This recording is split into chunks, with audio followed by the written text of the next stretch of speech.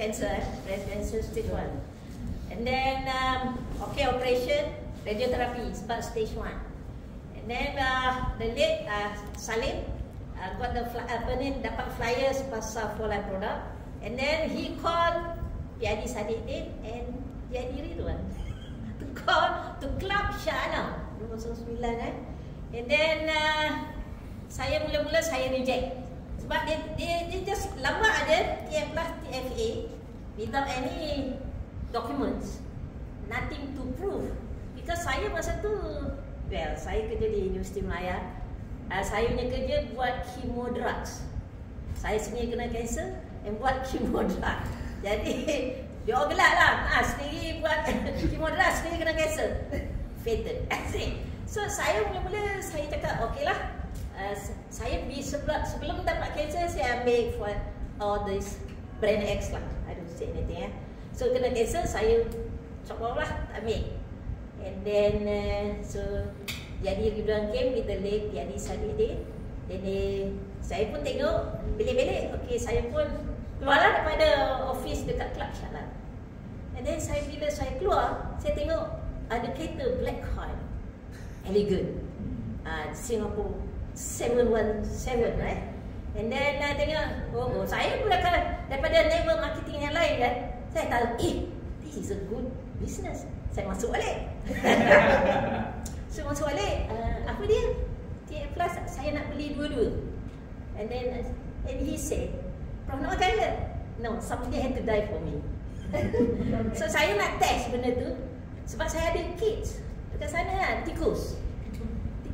Saya ambil sebab yang boleh test yang bagus is the pure TFA.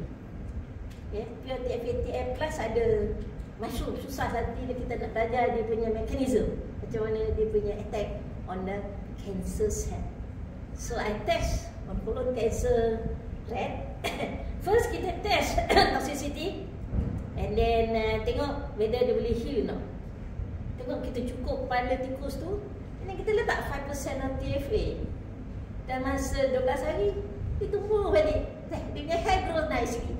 And without TFA placebo, skin dia tak ada hair. And then kita tembuk lagi. Kita kasih dia makan.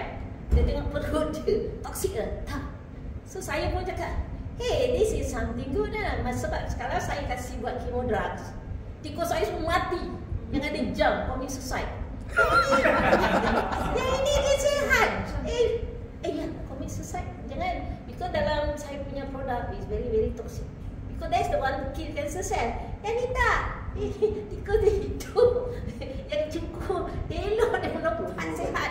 Saya pun cakap, okey lah. Saya pun nak start. Nak makan mana satu. Sebab dia Salim betul memang lain dia ada gam. Dia makan TFA. Saya pun nak makan TFA lah. So masa tu saya kena radioterapi. Radioterapi kalau kanser tu dahaga sangat. Sangat-sangat dahaga and badan lemah. Badan lemah gila dah. And then saya cakap, okey lah, saya nak makan TFA. The minute saya makan, boost, the energy instant. Saya cakap masa tu tak pernah ada kanser. The body shoot up. I mean, kenapa dia ada energy. Oh my god, saya cakap.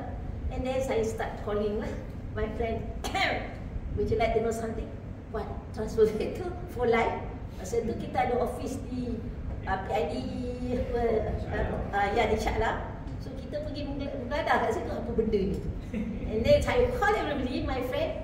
And then come, we do the business. Masa tu medically 1 year. I got only 1 year to do the business.